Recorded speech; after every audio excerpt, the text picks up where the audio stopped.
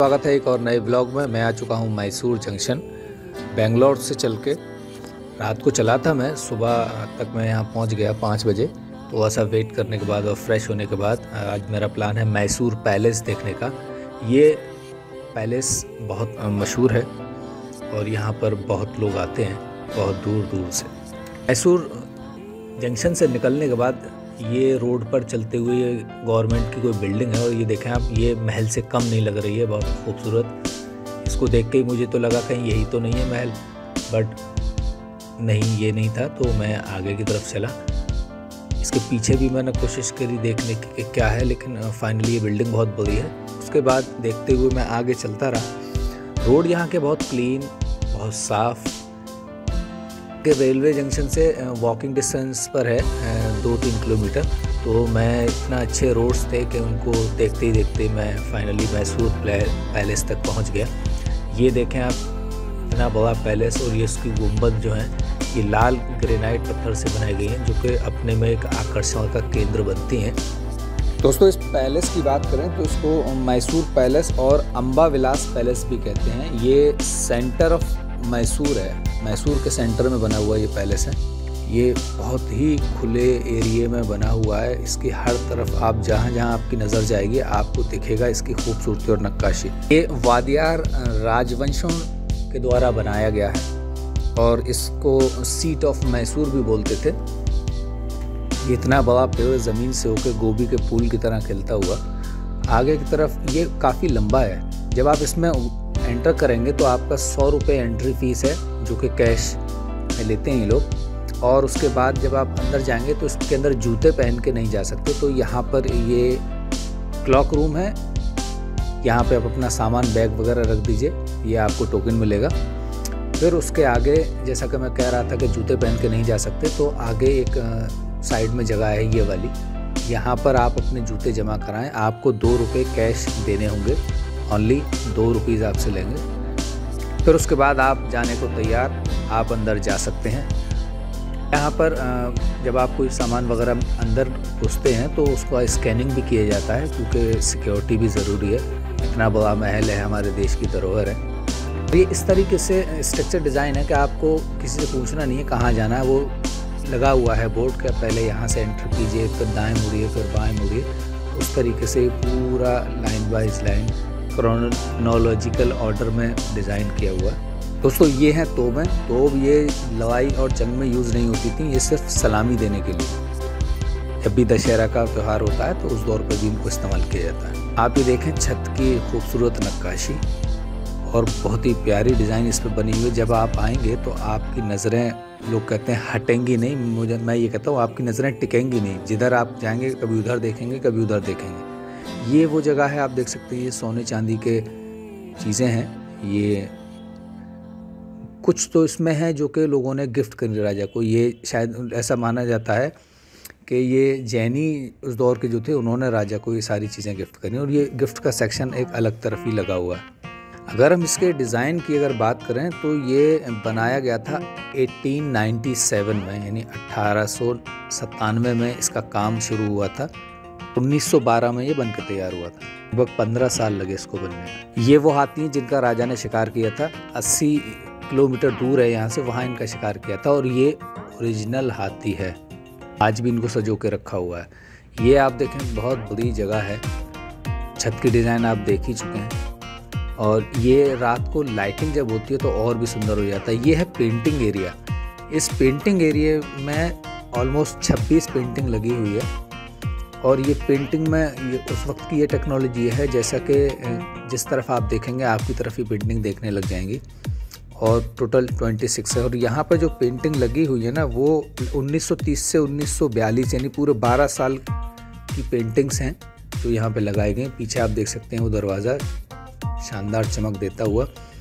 ये आप देखें, इसको हम मयूर मंडप है, और या कह लीजिए शादी का मंडप है, तो इसको मयूर मंडप भी बोलते हैं, क्योंकि ये मोर के आकार में बनाया गया।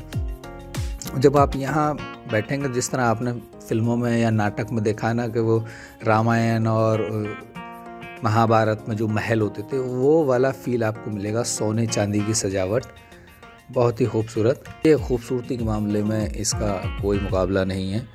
और एक डेटा के मुताबिक ये कहा जाता है कि हिंदुस्तान में ताजमहल के बाद जो सबसे ज़्यादा देखी जाने वाली चीज़ है वो मयूर पैलेस। इसमें लगभग जो डेटा रिकॉर्ड किया गया है उसके मुताबिक एक साल में कम से कम 10 लाख से ज़्यादा लोग यहाँ देखने आते हैं। सॉरी दोस्तों, 10 लाख नहीं, 60 लाख लोग एक साल में देखने आते हैं इसको। ताजमहल के बाद दूसरा नंबर इसी का है। इस जगह की अगर हम बात करें तो पहले ही जो बनाया गया था ये चंदन की लकड़ी से बनाया गया था, क्योंकि कर्नाटक में चंदन के लिए मशहूर था। तो उस वक्त में ये चंदन की लकड़ी से बना हुआ पूरा महल था। जो पहला महल चंदन की लकड़ी से जो बना था वो बना था 14 सेंचुरी में। फिर उसके बाद चंदन की लकड़ी वाला महल, उसके बाद राजा की जया लक्ष्मणी छोटी लड़की थी तो उनकी शादी हो रही थी, तो 1896 यानी 1896 में उस शादी के दौरान महल में आग लग गई। तो उस महल में आग लगने के बाद फिर दोबारा इसको पत्थर का महल बनाया गया, जो कि ये मौजूदा महल है। तो इसके बनाने की अगर हम बात करें तो इसको बनाने में जो टोटल कॉस्ट आई थी वो 42 लाख रुपए आई थी 1912 में, सिर्फ बनाने में। बाकी चीज़ें अलग हैं। ये आप देखें झूमर कितना शानदार है। ये अभी दिन का सीन है, तब इसमें आप इतनी चमक देख पा रहे हैं। रात को जब इसमें लाइटिंग होती है ना तो ये कमाल हीरे की तरह चमकता है। इस पूरे महल को डेकोरेट करने के लिए जो बल्ब लगे हुए हैं इसमें, उन बल्बों की गिनती है 97,000। जी हाँ दोस्तों, 3,000 कम 1 लाख इतने बल्ब इसमें लगे हुए हैं। ये आप देखें कॉरिडोर का नज़ारा, छत की डिज़ाइनिंग देखें, जैसे पूरा सोने का तो इसमें बहुत सारा यूज़ है और बहुत खूबसूरत। इसमें आसपास के पॉल्यूशन से भी सेव करके रखा ही है, वरना बिना कुछ करे इतना हो जाता है कि चीज़ों के रंग उड़ने लगते हैं। लेकिन यहाँ पर आप देख ही सकते हैं कि कितना साफ़ ये दिख रहा है। जब आप जाएंगे तो ये इसको कहीं ज़्यादा खूबसूरत पाएंगे।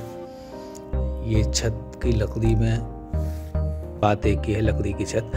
ये वाला जो एरिया है, ये फैन लगा हुआ आप ये देख सकते हैं। ये सिंहासन है, एक इसमें सोने का है, एक चांदी का है। और ये इन्फिनिटी मिरर है, ये इसके सामने एक और मिरर है। ये जो आप देख रहे हैं हाथी दांत के कुर्सी, ये गजेंद्र हाथी था जो मर गया, राजा का बहुत पसंदीदा था, तो उस हाथी के दांत की कुर्सी बनाई गई है उसकी याद में। ये बहुत ही खूबसूरत, और ये बहुत सारी चीज़ें हैं जो यहाँ पे यूनिक हैं और यूनिक उनका डेकोरेशन भी है। तो ये कुर्सी आप ये देखें कि जब ये हाथी दांत की है, इसलिए सोने के ऊपर इसके दांत लगाए गए हैं, तो इसका लुक और भी शानदार नज़र आता है। पहले लोगों पे सोना इतना होता था जैसे कि किसान के खेत में पालक का साग, जितना चाहे उतना काट लो, कुछ भी बनाओ, पराठे बनाओ, सब्ज़ी बनाओ, रायता बनाओ। खैर दोस्तों, ये देखें ये शेर एक दूसरे की तरफ मुँह करते हुए मानो के फाइटिंग सीन में ही है। ये जो पेंटिंग है, पेंटिंग जैसा कि मैं बात कर रहा था आपसे कि जिस तरफ देखें उस तरफ आपको देखेंगी। आज तो टेक्नोलॉजी के ज़रिए आसान है, लेकिन आप सोचें उस वक्त में यानी 100-150 साल पहले ये वाली टेक्नोलॉजी पेंटिंग में बनाना बिना किसी कैमरे या AI की मदद लिए, अपने में एक यूनिकनेस थी। ये वही नीचे में दोबारा आया इधर से निकलता हुआ। तो इस महल की अगर हम साइज़ की बात करें तो ये 245 फीट लंबा है, 156 फीट चौड़ा है, और ये जो इसकी गुंबद है ज़मीन से 145 फीट की ऊंचाई पर है।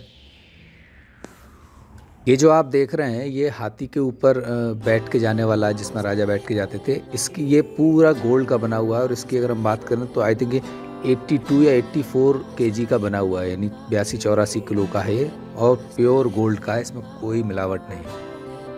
खूबसूरत स्टैचू, उनके ऊपर जलता हुआ बल्ब, और यहाँ से फिर अब चलते हैं हम ऊपर की तरफ। पता नहीं दोस्तों ये सीढ़ियों पे क्यों है उसका मुझे आइडिया नहीं है, बट कोई ना कोई तो लॉजिक रहा होगा। अब आप ये देखिए मैं आ चुका हूँ ऊपर के फ्लोर में। यहाँ कुछ और है, ये भी मिरर है, इन्फिनिटी मिरर यहाँ भी यूज़ करते हैं, मिरर के सामने मिरर, तो उससे पिक्चर हो जाती है मल्टीप्लाई। ये बाहर का नज़ारा बहुत ही खुला हुआ।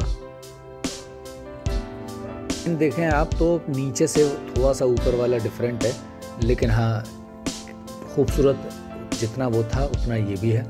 हम ये ऊपर आ चुके हैं, आप ये देख सकते हैं कि यहाँ पर जो चीज़ें लगी हुई हैं, जैसे ही आप ये कुर्सी पर बैठे हुए देख सकते हैं, ये राजा के बहुत ही विश्वास करने वाले सेनापति थे, तो उनका स्टैचू यहाँ लगा रखा। स्टैचू भी मानो रियल फील देता है। पर ऊपर अब आप आए तो ये देखें आप, ये पुराने राजा महाराजाओं वाला फील देता है। जो राजा महाराजा तो बहुत पुराने भी थे, एक्चुअली राजा महाराजा पुराने दौर के थे, अब तो नहीं चलता ये सिस्टम। लेकिन आप ये देखें, ये जो हम देखते हैं महाभारत में सोने की लंका, मैं तो ये सोचता हूँ कि ये भी सोने जैसा दिखता है, लेकिन सोने की लंका कितनी खूबसूरत होगी। समझिए ये तो पत्थर है, सब कुछ है, लेकिन आप ये देखिए यहाँ से एकदम दिल को छू लेने वाला। और इतना बड़ा स्पेस है, क्या करते होंगे यहाँ पर, खूबसूरत, कमाल, गजब। दोस्तों इसको देख करके आपके मन में एक बात तो आती होगी कि इतना खूबसूरत ये महल है तो बनाया किसने होगा, बनाने वाला क्या होगा। तो दोस्तों आपकी जानकारी के लिए मैं बता दूं कि ये इसको बनाने वाले आर्किटेक्ट जिन्होंने इसका नक्शा डिज़ाइन किया था वो थे हेनरी आयरविन, और इसके इंजीनियर जो सिविल इंजीनियर जिन्होंने काम किया इसमें, उनका नाम था बीपी रघुवल्लू नायडू। जी हाँ दोस्तों, बीपी रघुवल्लू नायडू। ये बाहर का नज़ारा, फुल टुश स्पेस, नक्काशी, डिज़ाइन, छत के ऊपर भी इन लोगों ने पेंटिंग टाइप कर रखी है। यहाँ आम पब्लिक को जाना अलाउ नहीं है, क्योंकि फॉर सिक्योरिटी रीज़न में तो कुछ नज़र नहीं आता। बट हाँ आप ये देख सकते हैं, ये सिक्योरिटी गार्ड है, पुलिस वाला, अंदर किसी को भी अलाउ नहीं करेगा। कुछ ना कुछ तो होगा जो शायद, या तो हो सकता है कि पब्लिक जाएगी तो उसको टच करेगी। जहाँ तक मैंने पूछा था, मेन रीज़न इसका यही है कि जो ये पिलर्स हैं इनको लोग आएंगे, हाथ टच करेंगे, तो जब हाथ किसी पर टच किया जाता है तो उसकी जो शाइनिंग है, कलर है, कहीं ना कहीं इम्पेक्ट होता ही है, तो उसको कोई इफ़ेक्ट ना हो। या ये भी हो सकता है कि पहले जो बनाया हो वो उसका कलर थोड़ा सा डाउन हुआ हो, तो उसको दोबारा गवर्नमेंट ने रेनोवेट कराया हो, दोबारा पेंटिंग कराई हो, तो वो ऐसे ही चमक और शानदार बनी रहे, तो उसके लिए शायद पब्लिक को अलाउ नहीं करते ये लोग। लेकिन हाँ बना हुआ बहुत खूबसूरत है। दोस्तों आप जब भी आएँ तो एक बार यहाँ पर ज़रूर घूमें, और ऑब्वियसली जब आप घूमने निकलेंगे और कर्नाटक की बात आएगी तो कर्नाटक में जब नाम आएगा तो मैसूर पैलेस ज़रूर आएगा। और यहाँ तो मुझे आइडिया नहीं था, बस मैं जब बेंगलोर में था तो किसी ने कहा, मैंने गूगल पर देखा मैसूर पैलेस, क्योंकि उससे पहले हैदराबाद में भी सुना है कई सारे पैलेस हैं। सुना है मतलब, मैं जब हैदराबाद में था तो निज़ाम पैलेस, चौमाला पैलेस, बहुत सारे पैलेस मैंने देखे थे। तो मुझे ये था कि पैलेस तो पैलेस, ये क्यों अपना टाइम थोड़ा सा मैं सेव कर लूँ, कहीं और चला जाता हूँ। पैलेस तो ऊपर थोड़ा नीचे होगा, बस लगभग पैलेस तो पैलेस। लेकिन फाइनली दोस्तों जब मैं यहाँ आया हूँ तो मुझे अपने थॉट पर अफसोस होने लगा कि अगर मैं मिस कर जाता तो बहुत बड़ी चीज़ मैं नहीं देख पाता। फाइनली ये पैलेस जैसा हम सुनते हैं उससे कहीं गुना अच्छा पैलेस है। हो सकता है इससे भी ज़्यादा और भी अच्छे हों, बट अब तक जितने मैंने देखे उनमें ये सबसे टॉप पर है। और टॉप के लिए तो ये है कि इसका डेटा, जैसा कि आप गवर्नमेंट का डेटा है कि ताजमहल के बाद दूसरा नंबर इसी का होता है। आप ये देखें, ये सब सोने का बना हुआ है। ये झूमर, ऊपर चंदन की लकड़ी है जिसका ये छत वगैरह बनी हुई है। बाकी ये सोने का है, ये आप देख सकते हैं, ये भी सोने का है। कॉरिडोर, प्लेन कॉरिडोर, और दोनों तरफ ये पिलर, वो भी सोने से। ऐसा फील नहीं आता कि जैसे कि वो सामने किसी के स्वागत के लिए ये पिलर ना हो, सिपाही हों जो स्वागत के लिए खड़े हुए हैं। ये मंडप है, मंडप की तरह ही है। यहाँ पर बीच में फुल स्पेस है। हो सकता है स्पेशल जब भी शादियाँ होती हैं तो यहाँ पर या तो मीटिंग कराते हों या फिर अपना शादी का प्रोग्राम दोस्तों देखा अगर जाए तो ज़िंदगी में 3 ही फेज होते हैं, इंग्लिश में भी 3 सेंटेंस होते हैं, पास्ट, प्रेजेंट, फ्यूचर। अगर इन तीनों का बैलेंस में बंदा इस्तेमाल कर ले अपनी ज़िंदगी में तो ज़िंदगी बहुत अच्छी है, और अगर किसी एक एरिया में ही वो बंदा अटक के रह जाए तो फिर दिक्कत होती है। ये देखें आप, फैमिलीज़ आ रखी हैं, अपने सारे लोग अपना अपना फ़ोटो निकालते हुए, और ऑब्वियसली हम तो अपने आप ही हैं, तो हम तो अपने हाथ से अपना वीडियो बनाते हुए। ऊपर देखने के बाद अब ये आगे से इधर रास्ता है, देखते हैं ये किधर लेके जाता है। ये सारा चांदी का, ये दरवाज़ा आप देखें टोटल चांदी है, और चांदी भी बढ़िया क्वालिटी की, यानी इतने टाइम वक्त बाद भी चांदी चमक रही है एकदम क्लीन। तो इस दरवाजे का वेट पता नहीं 100-200 किलो तो हो गए। आप ही देखें छोटे छोटे दरवाजे हैं, ये भी सारे के सारे चांदी के, और इसको एक प्लास्टिक का आसपास कवर कर रखा है, जैसे ये सोना, चांदी, हीरे, मोती। एक गाना है, मैं ना चाहूँ सोना चांदी, मैं ना चाहूँ हीरे मोती, मैं तो चाहूँ तेरा प्यार, कुछ इस तरीके से। अब सोना, चांदी, हीरा, मोती मिल गए राजा महाराजाओं को, गरीब के कंट्रोल में है नहीं, तो वो बेचारा ऐसी शायरी करके अपने दिल को सुकून पहुँचाएगा। अब पता नहीं था, भगवान जाने इन्होंने कर्म अच्छे किए थे या इन्होंने जन्म अच्छी जगह लिए थे, जो किसी को वह है तो इतना है, कोई मेहनत करते करते परेशान है। खैर आप ये देखें बाहर का कलेक्शन, ये हाथियों के ऊपर जो दिखा हुआ, जब हाथी चलते थे सूंड के ऊपर जो लगाते थे, ये सब सोने का है। ये सिक्योरिटी स्टोर है, यहाँ ऊपर पूरा एक स्टाफ है जो कि अगर पैलेस में कहीं भी कोई एक्टिविटी होती है तो ये लोग वहाँ जाकर उसको सुधारते हैं। जब आप बाहर निकलते हैं तो ये एक श्री कृष्णा स्वामी टेम्पल मंदिर है, आप यहाँ जा सकते हैं। कई और भी मंदिर हैं, तो मैंने कहा साथ साथ इधर भी देखते हैं। देखो दोस्तों, उसका आप आर्किटेक्ट देखें, बहुत ही बढ़िया, सिंपल सोबर। ये है आपका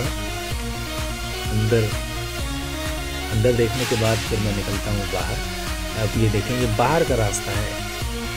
महल को देखने के बाद आपको दिख रहा होगा कि ये वाकई सिंपल बाहर का एरिया होने के बावजूद भी महल को प्रॉपर मैच कर रहा है, और ना करे आर्किटेक्ट सेम है, तो सब देखते हुए उन्होंने बनाया है। तो आज के दिन में सुबह से मेरा लगभग हो चुका है, दोपहर के 2 या 3 बजने वाले हैं। तो अब मेरा प्लान है कि आगे का मुझे क्या देखना है। तो जब मैसूर की बात आती है तो ये मैसूर पैलेस, तो उसके बाद में एक और जगह है टीपू सुल्तान का, अब वो पता लगाते हैं कि कहाँ यहाँ से कितना दूर है, क्या रूट है। तो आगे का टारगेट मेरा वो होगा।